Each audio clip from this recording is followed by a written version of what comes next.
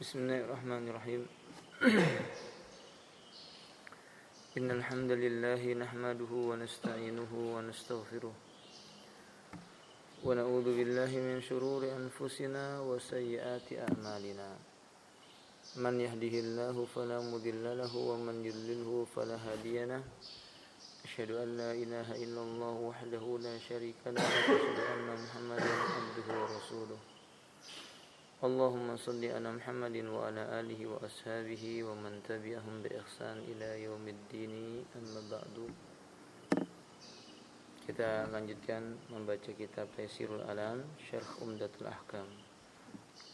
Qala Imamul Maqdisi rahimahullahu ta'ala al-hadisul hadi wa sittun.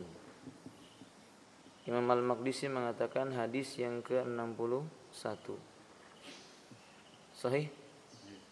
An Anas bin Malik radhiyallahu ta'ala anhu qala umira Bilalun ay yashfa'al adana wa yutiral iqamah, rawahul Bukhari wa Muslimun.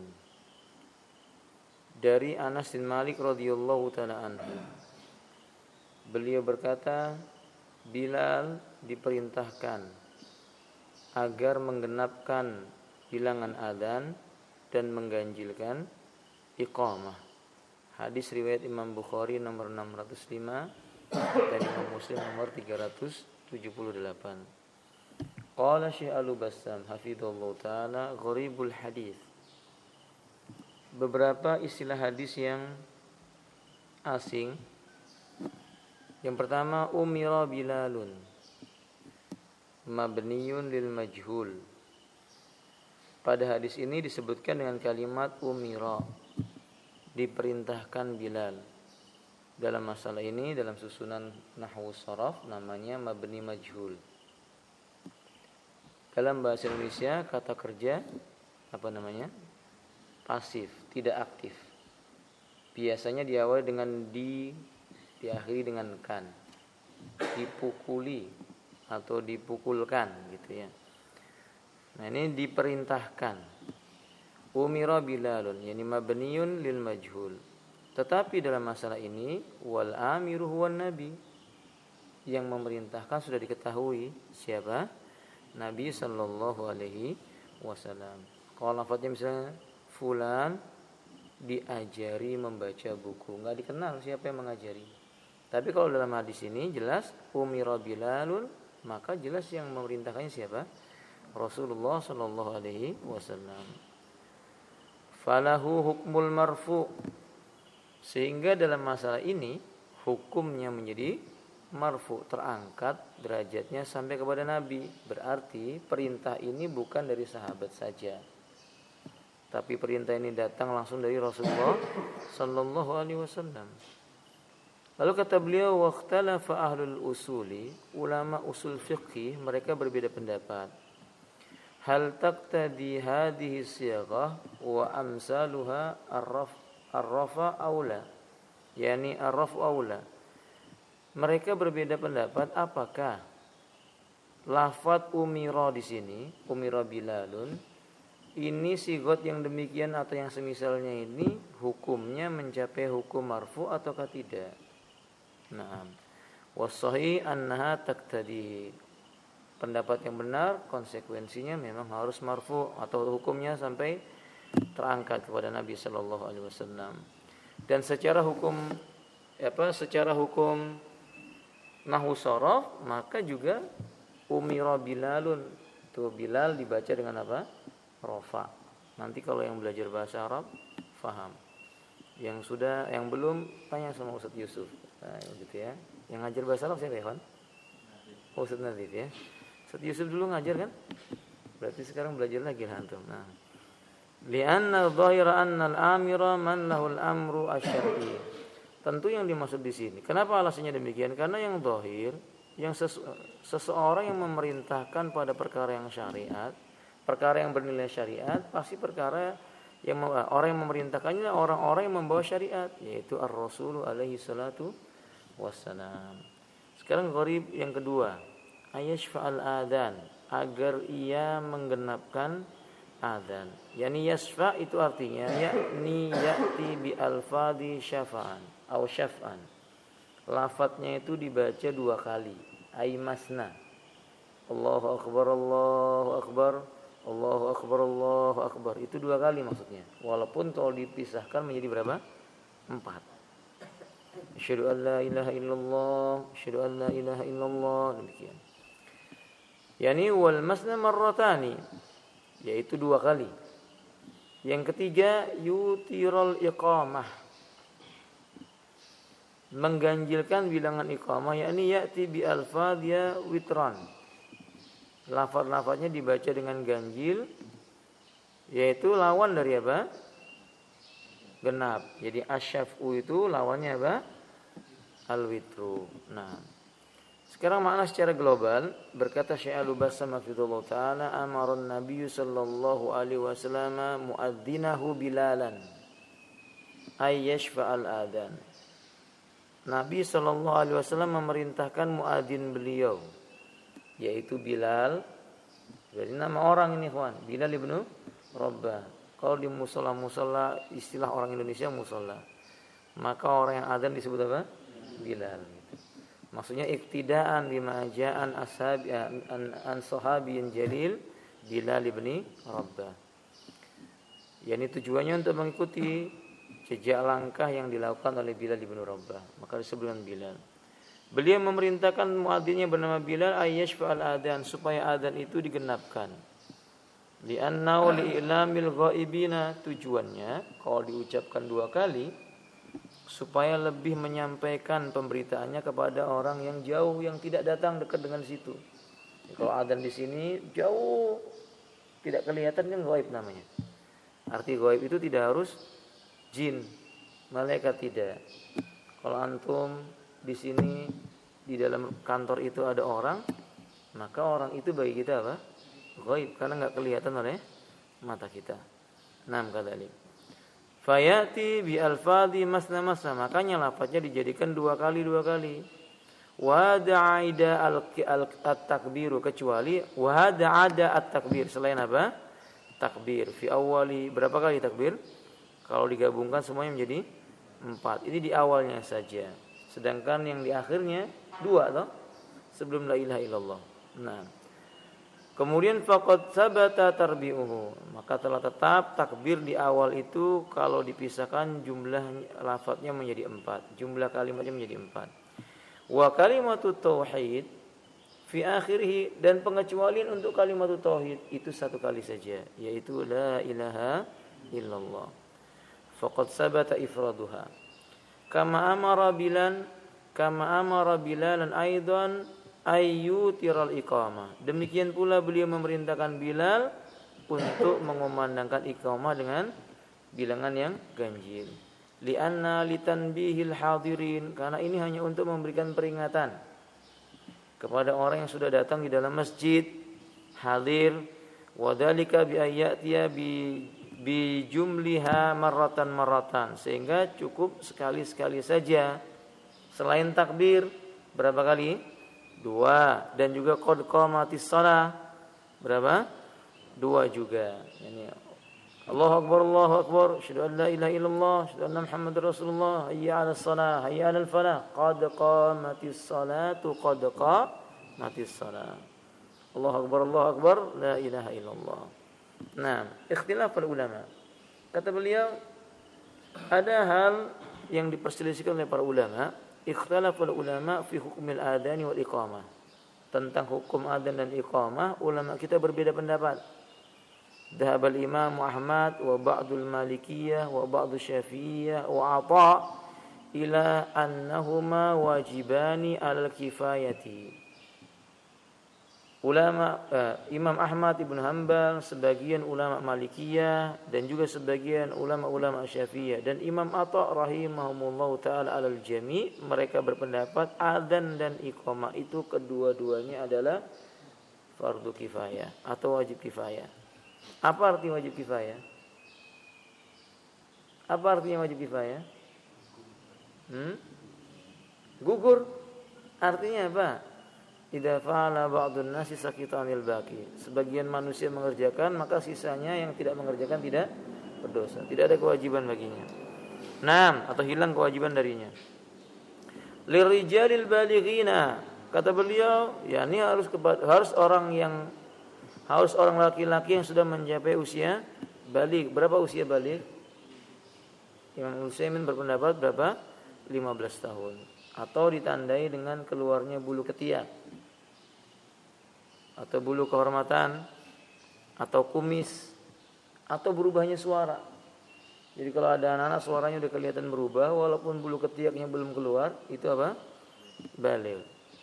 Seperti misalnya ada salah seorang anak kita itu, anaknya tinggi besar, masih SD, suaranya seperti orang dewasa. Nah, itu baligh sudah. Walaupun belum mengeluarkan bulu kehormatan atau belum bermimpi begitu. Nah, bagi laki-laki ciri yang paling mudah baligh itu ditandai dengan mimpi. Faham tuh? Wanita ditandai dengan apa, ikhwan? Ya, haid atau perubahan bentuk khusus tubuh wanita. Jadi kalau sadinya wanita itu udah tumbuh, maka berarti dia baligh. Ya. Sadi itu maksudnya buah dadanya. Kalau seandainya dia itu udah tumbuh, ya udah baligh. Faham tuh? Nah. Kemudian mustadillina ala dzalika bi adillatin katsiratin. Mereka berdalil dengan dalil yang banyak. Minha hadisul bab, di antaranya hadis yang kita pakai tadi ini. Karena lafadznya yaitu umira. Dengan lafaz apa? Diperintahkan. Dan kita tahu kalimat perintah, walaupun di sini kan mabni lil majhul, tapi kalau dimaknakan secara umum yang memerintahkan Bilal siapa? Rasulullah, kan gitu. Walaupun kalimatnya diperintahkan Bilal itu, akan tetapi maknanya adalah Rasulullah yang memerintahkannya. Nah, lafaz kalimat perintah pada asalnya memberi makna hukum wajib. Li'annal amra yaqtadiyul wujub. Naam. Wa minha ma fi sahihaini an Malik ibn al-Huwairits. Dan di antara dalil yang lainnya adalah yang terdapat dalam kitab Sahih Bukhari dan Muslim dari sahabat Malik ibn al-Huwairits, falyu'adzin lakum ahadukum. Nabi mengatakan hendaklah untuk kalian salah seorang di antara kalian itu mengumandangkan adzan. Hendaklah mengumandangkan adzan untuk kalian salah seorang di antara kalian. Ini kalimat perintah. Wa ghairu dzalik minal ahadits, dan masih ada dalil yang lainnya dari hadis-hadis yang banyak. Wa li anna min sya'iril Islam. Alasan lainnya karena adzan dan iqamah itu salah satu syiarnya Islam al-zahirah, yang nyata. Allati yuqatalu man tarakaha, dalam beberapa riwayat dijumpai orang yang meninggalkan adzan suatu negeri yang tidak ada kumandang adzan diperangi. Karena dianggap negeri apa? Kekafiran. Negeri kufur. Naam. Wa qad khassa ba'du haula'il wujub birrijali dunan nisa. Sebagian para ulama yang mewajibkan tadi itu mengatakan kewajibannya hanya bagi laki-laki, bukan kepada para wanita. Lima rawa al-Baihaqi an Ibni Umar bi isnadin sahihin. Berdasarkan riwayat Imam al-Baihaqi dari Abdullah ibnu Umar radhiyallahu taala anhuma dengan sanad yang sahih, laisa 'alan nisa'i adanun wala iqamah. Tidak ada kewajiban bagi wanita adzan dan tidak pula apa? Iqamah. Dikeluarkan oleh Al-Imamul Baihaqi dalam kitab Al-Kubra nomor 1979. Wa li'annahu matlubun minhunna hifdzus shaut wa tasattur. Dikarenakan juga wanita itu dituntut untuk merendahkan suara dan menutupi auratnya. Walaupun kita mengetahui pendapat yang rajih, suara bukan apa? Aurat bagi wanita. Bukti suara bukan aurat bagi wanita, para sahabat belajar ilmu dengan istrinya Nabi. Lalu bertanya dan istri Nabi menjawab. Sebagian sahabiah datang kepada Nabi bertanya tentang hukum haid dan semisalnya, dijawab oleh Nabi sallallahu alaihi wasallam. Terjadi dialog antara sahabat dengan sahabiah. Nah, ini membuktikan bukan apa? Bukan aurat suaranya wanita. Tapi tidak dibenarkan wanita itu menyuarakan suara yang menimbulkan fitnah. Bernyanyi di depan laki-laki yang nggak boleh. Padahal hukum nyanyi itu sendiri masih perlu dipilah-pilah. Ada yang dilarang, ada yang dianggap mubah oleh sebagian para ulama. Nyanyi yang dimaksud di sini melantunkan syair yang memberi semangat kaum muslimin untuk berjihad, atau ketika pernikahan wanita itu menyanyi di depan wanita yang lainnya syair-syair untuk menghibur para wanita, ya nggak dilarang karena ada riwayat tentang hal itu. Tapi kalau nyanyian yang sekarang pakai apa namanya itu genre ya, genre itu apa sih? Saya juga nggak tahu lah begitu ya. Pokoknya kata orang namanya genre, apa namanya aliran musik begitu ya. Iya toh? Antum jangan pura-pura nggak tahu lah ya kawan gitu ya. Iya toh, ada aliran musik ya, ada dangdut, ada rock, ada macam-macam. Ini nggak boleh wanita. Ini nggak boleh yang demikian itu. Wallahu taala a'lam bishawab. Nah, kemudian alhamdulillah rahimanillah, berikutnya walasna min ahlil jama'atil matlub lahal ijtima. Selain daripada itu, wanita itu kan bukan termasuk golongan yang dituntut untuk hadir dalam masjid ketika mendengar suara adzan salat berjamaah. Kan enggak, walaupun wanita tidak dilarang kalau mau datang ke masjid. Kama akhrajahu Imam Muslim, sebagaimana dalam riwayat Imam Muslim Nabi bersabda, la tamna'u ima Allahi masajida. Jangan kalian larang wanita-wanita hambanya Allah yang ingin sholat di masjid. Nah, kata itu. Kemudian alhamdulillah wadhabatil hanafiyah wa syafi'iyah ila annahuma sintani wa laysa biwajibain sunatani afwan. Ila annahuma sunatani wa laysa biwajibaini, yaitu ulama-ulama Hanafiyah dan ulama-ulama Syafi'iyah. Tadi sebagian Syafi'iyah ya. Jadi di sini sebagian Syafi'iyah. Mereka berpendapat bahwasannya keduanya cuma sunnah, tidak sampai kepada derajat wajib. Kalau ulama fikih menyebutkan cuma sunnah bukan wajib, itu makna sunnah di sini apa? Mustahab. Yang dikerjakan diberikan pahala, meninggalkannya tidak dicela atau tidak dihukum. Kalau disebutkan sunnah dan wajib, berarti ini maknanya sunnah di sini apa? Mustahab. Tapi kalau kita mengetahui ulama menyebutkan faqad asabta sunnah, sungguh kamu telah cocok dengan sunnah. Makna sunnah di sana bukan artinya apa? Bukan artinya mustahab, tapi maknanya apa? Islam. Sungguh engkau telah cocok dengan sunnah, yaitu sungguh engkau telah mencocoki Islam. Makanya Imam Al-Barbari mengatakan annal Islam huwa sunnah wa sunnatu hiyal Islam. Islam itu sunnah, sunnah itu adalah Islam. Naam kadzalik. Nah, kalau seandainya disebutkan oleh Nabi sallallahu alaihi wasallam dengan lafaz alaikum bisunnati, atas kalian berpegang dengan sunnahku, maka sunnah di sini bisa bermakna wajib, maka bisa bermakna apa? Mustahab. Apa contoh sunnah yang bermakna wajib? Shallu kama raaitumuni usolli. Ucapan Nabi yang mengatakan salatlah kalian sebagaimana kalian melihat aku mengerjakan salat. Maka pada saat itu mengerjakan salat seperti Nabi, mengikuti sunnah Nabi dalam mengerjakan salat seperti Nabi, hukumnya menjadi apa? Wajib sebatas kemampuan. Fahimtum ya ikhwati? Nah, mustaddilina bima sahaha katsirun minal a'immati min anna an-nabiy sallallahu alaihi wasallam fi lailatil Muzdalifah fi lailah aw lailatan Muzdalifatan lam yu'adzin.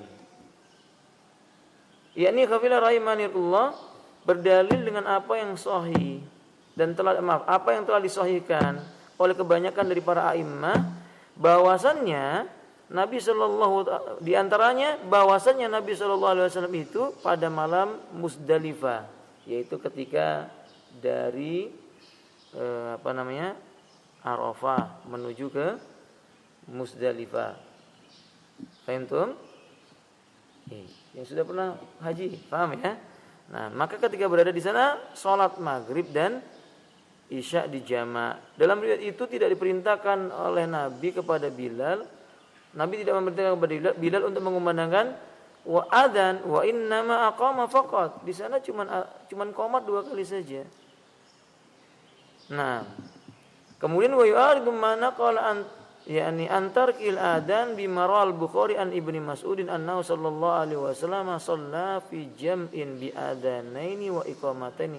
Tapi beda lagi dengan riwayat yang dikeluarkan oleh Imam Bukhari. Ibnu Mas'ud mengatakan bahwasannya Nabi sallallahu alaihi wasallam salat di sana dia mengerjakan jamak 2 kali adzan dan 2 kali apa? Iqamah. Wallahu alam bisawab. Ala anna Syekhul Islam Ibnu Taimiyah dzakara fil ikhtiyarat. Tentang masalah ini Syekhul Islam Ibnu Taimiyah menyebutkan dalam kitab Al-Ikhtiyarat anna ta'ifa minal qailina bi sunniyatil adani yaqulun. Sekelompok ulama yang berpendapat bahwa sunnahnya adzan, mereka itu mengatakan idza tafaqa ahlu buldin ala tarkihi qutilu. Mereka yang mengatakan adzan itu cuma sunnah, mereka berkata, kalau suatu negeri sepakat meninggalkan adzan, enggak ada yang adzan sama sekali, negeri itu diperangi. Boleh? Nah, faham alhamdulillah.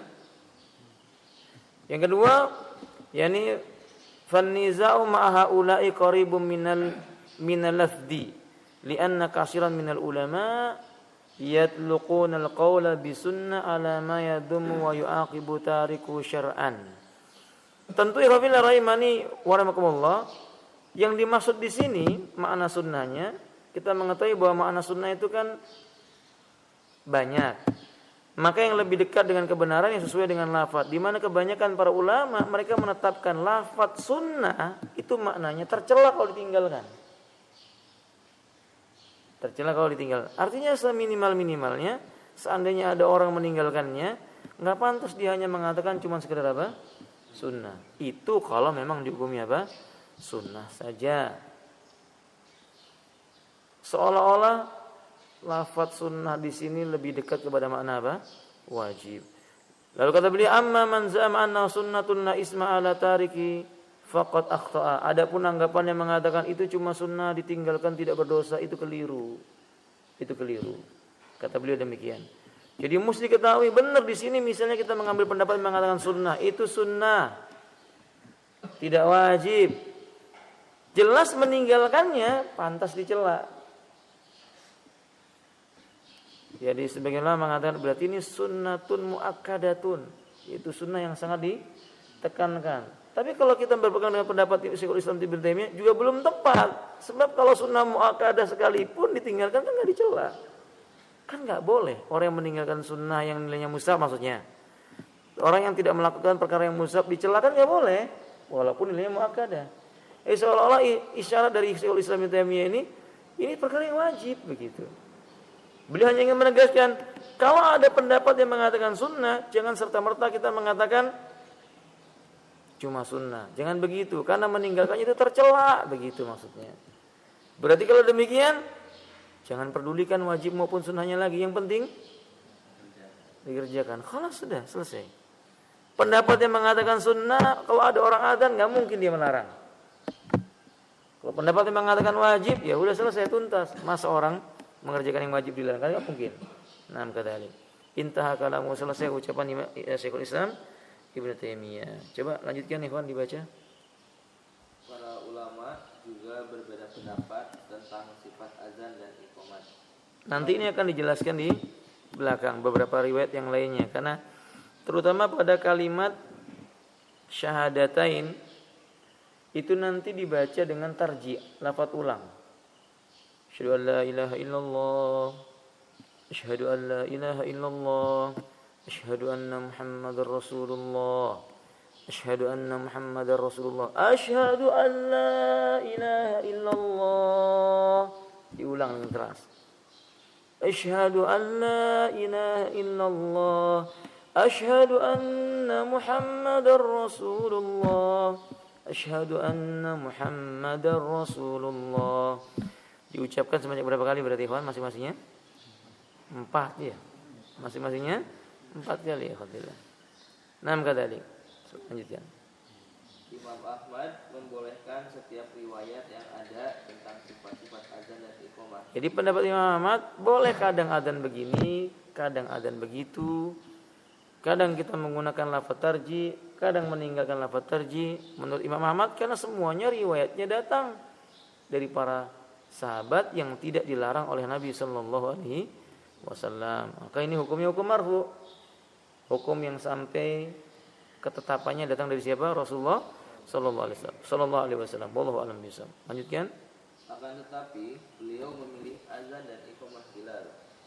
Azan Bilal mempunyai 15 kalimat. 4 kali takbir, 4 kali syahadat, 4 kali hayya ala.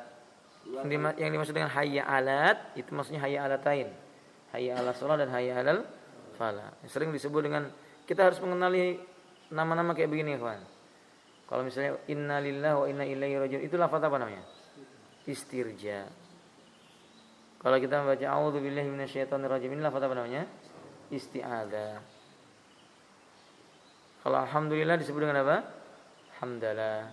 Bismillah disebut dengan apa? Basmalah. Subhanallah disebut dengan apa? At-tasbih. Allahu akbar disebut dengan at-takbir. Nah, lafaz ini perlu dikenali. Nah, hayya 'ala shalah dan hayya 'alal falah disebut dengan hayya 'alatain. Nah, lanjutkan. 2 kali takbir lalu ditutup dengan la ilaha illallah. Nah.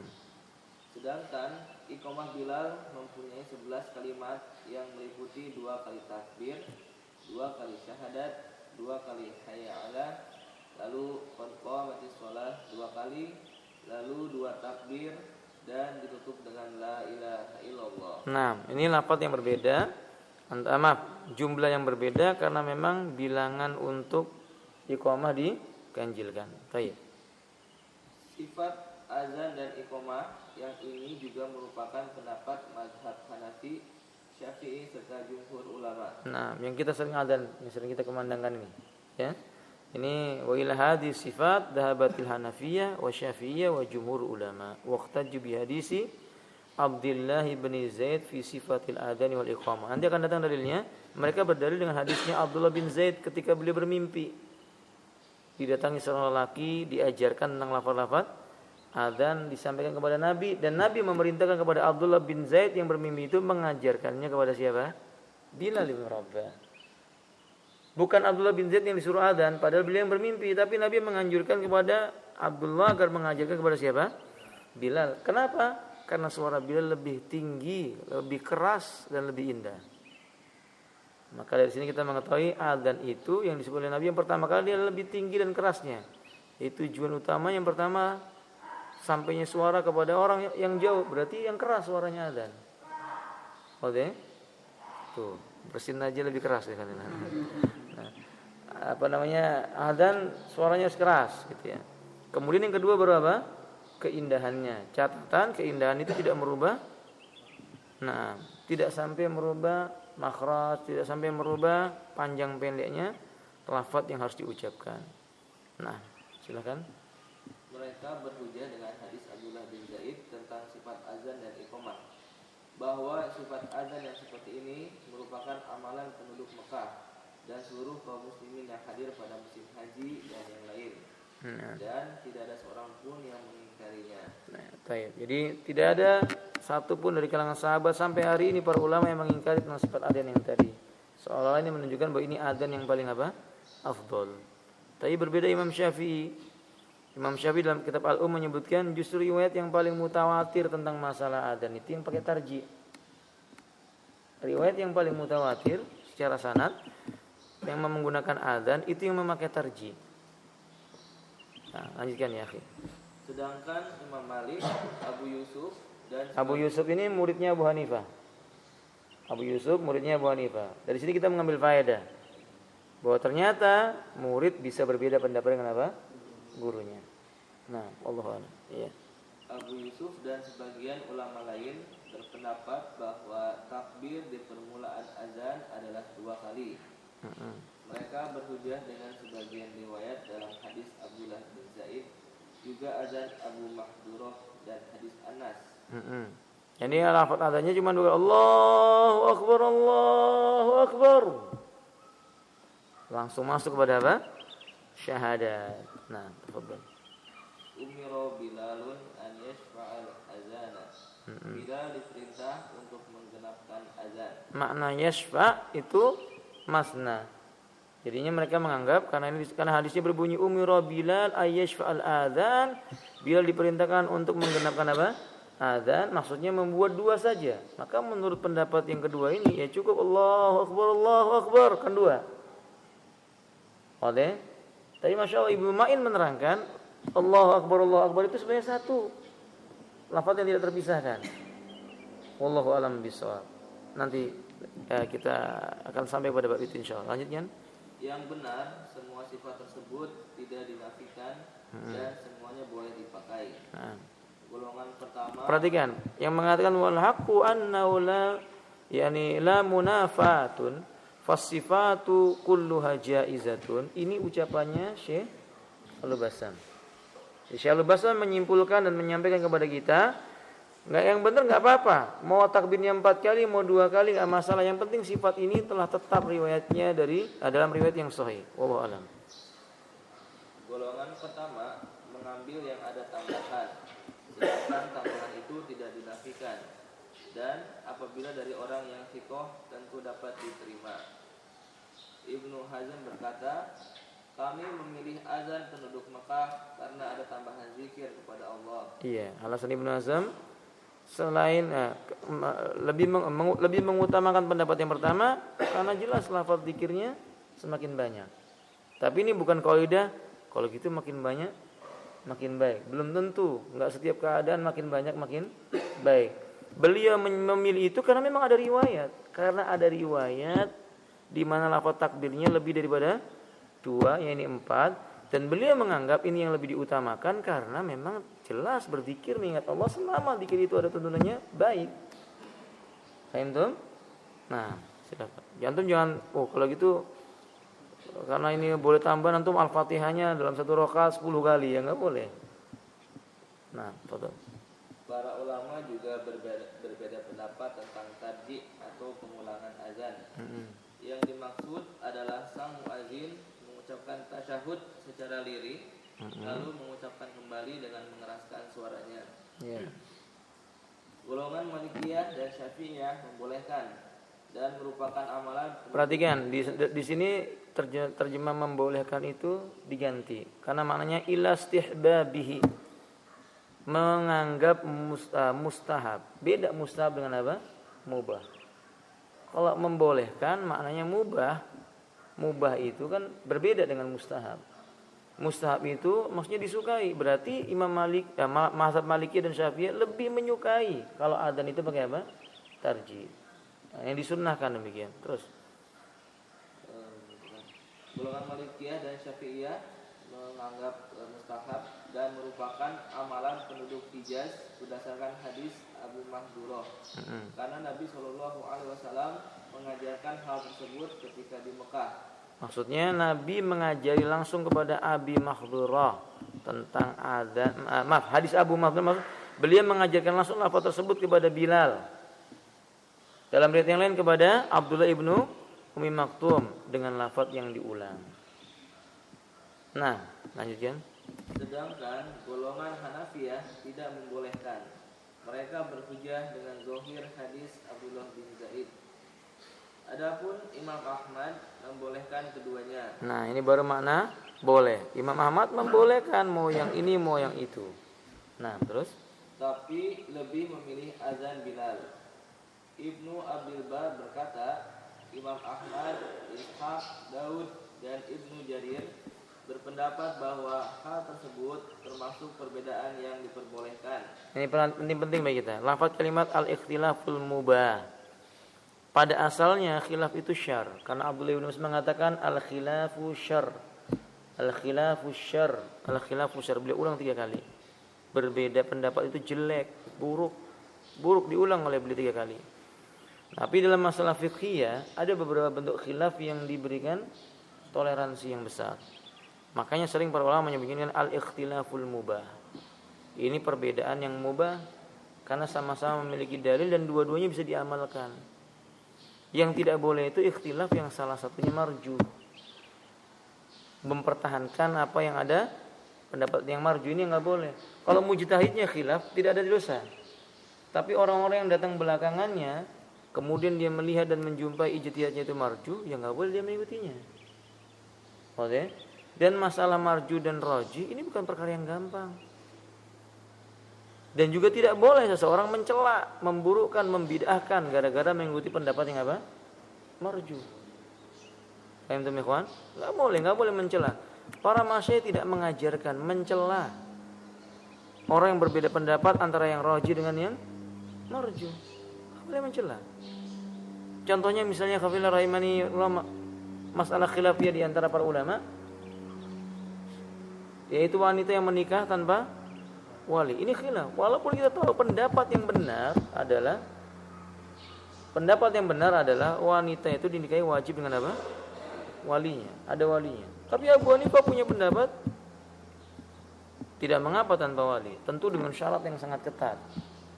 Maka tidak ada para ulama yang mencela siapa? Abu Hanifah, tidak ada, karena beliau mujtahid. Kalau orang yang datang belakangan mengikuti pendapatnya Imam Abu Hanifah, ya ditegakkan dulu hujjah. Kalau ternyata dia mendudukkan diri seperti Abu Hanifah, baru dicela. Ini masalahnya. Ngerti nggak Ikhwan Billah? Dia mendudukkan diri seperti Abu Hanifah, dia bukan mujtahid. Pokoknya biasanya begitu orang itu. Nah, ini yang tercela. Wallahu a'lam. Lanjutkan. Hal tersebut termasuk perbedaan yang diperbolehkan, baik mengucapkan 4 kali tarjih ataupun 2 kali pada azan, serta mengucapkan 1 kali atau 2 kali. 4 kali tarjih. Coba ulang terjemahnya. Baik mengucapkan 4 kali tarjih. Salah itu. 4 kali atau tarjih itu maksudnya. Ada ataunya itu. Atau 2 kali. Ya, 4 kali atau tarjih atau 2 kali. Terus serta mengucapkan 1 kali atau 2 kali pada iqamah. Semua lafaz tersebut diperbolehkan. Kelas sampai faedahnya sedikit, silakan baca dengan lafaz terjemah yang bisa diambil dari hadis ini. Manfaat hadis: 1. Hukum azan dan iqamah adalah wajib. Berarti penulis merojihkan pendapat yang mengatakan apa? Wajib. Nah, ini udah kesimpulan dari beliau. Dengan mengambil bentuk kalimat perintah yang berasal dari Nabi Shallallahu Alaihi Wasallam, karena bentuk tersebut memerlukan kemarfu'an hadis. Ibnu Hajar berkata, ini adalah pendapat yang menggabungkan 2 golongan, baik ahli hadis maupun ahli usul. Yang kedua, sunnah menggenapkan azan dan mengganjilkan iqamah karena kewajiban yang ditunjuk dalam sifat-sifat azan dan iqamah adalah kuat. Berdasarkan serangkaian dalil, maka boleh mengikuti semua riwayat yang ada. Perhatikan lafaz beliau. Beliau mengatakan istihbabu syaf'ul adzan wa itarul iqamah. Disunahkan menggenapkan adzan dan mengganjilkan apa? Iqamah. Maksudnya beliau di sini, yang dimaksud dengan menggenapkan adzan di sini dengan lafaz yang sesuai dengan apa? Sunnah Nabi sallallahu alaihi wasallam. Adapun kalau adzan dijadikan ganjil haram hukumnya. Kan di sini disebutkan istihbab. Disukai. Paham enggak maksudnya, kawan? Enggak boleh adzan itu diganjilkan, enggak boleh. Misalnya syahadat diganjilkan, asyhadu an la ilaha illallah. Disamakan dengan apa? Iqamah. Itu enggak boleh. Karena ini termasuk perbuatan bid'ah. Letak keharamannya kenapa? Bid'ah. Jadi maksud beliau yang disukai menggenapkan adzan dan iqamah. Di sini disukai menggenapkan dan mengganjilkan iqamah itu sesuai dengan yang datang dari syariat. Imam menggenapkannya takbirnya 2 kali, imam menggenapkannya takbirnya berapa kali? 4 kali. Paham? Imam dengan tarjih, wa imam tidak dengan tarjih. Begitu maksudnya. Ya, silakan. Jadi jangan salah paham. Nanti antum menganggap adzan itu genap sunnah. Lalu antum mengira berarti boleh apa? Ganjil. Enggak begitu maksudnya. Nah, lanjutkan. 3. Penekanan pentingnya azan dibandingkan iqamah karena untuk memanggil orang-orang yang jauh dari masjid. 4. Yang dimaksud menggenapkan azan tidak termasuk takbir 4 kali di awal dan kalimat tauhid di akhir. Karena lafaz-lafaz tersebut adalah pengkhususan berdasarkan dalil-dalil yang lain. Terus 5. Yang dimaksud dengan mengganjilkan iqamah tidak termasuk 2 kali takbir di awal dan qad qamatis shalah, karena keduanya diucapkan 2 kali. Maka lafaz tersebut dikhususkan berdasarkan dalil-dalil yang lain. Nah, alhamdulillah selesai hadis yang ke-61. Insyaallah kita akan baca hadis yang ke-62. Antum baca dulu di rumah. Pertemuan yang akan datang kita akan baca dari buku Taisirul Alam ini insyaallah. Saya anjurkan antum juga baca sebagai pembandingnya kitab Shahih Fiqhus Sunnah. Dilihat di sana ada penjelasan tentang khilafiyah para ulama dan dalil-dalil mereka masing-masingnya. Akhiru da'wana alhamdulillahirabbil alamin. Subhanakallahumma bihamdika asyhadu an la ilaha illa anta astaghfiruka wa atubu ilaik. Assalamualaikum warahmatullahi wabarakatuh.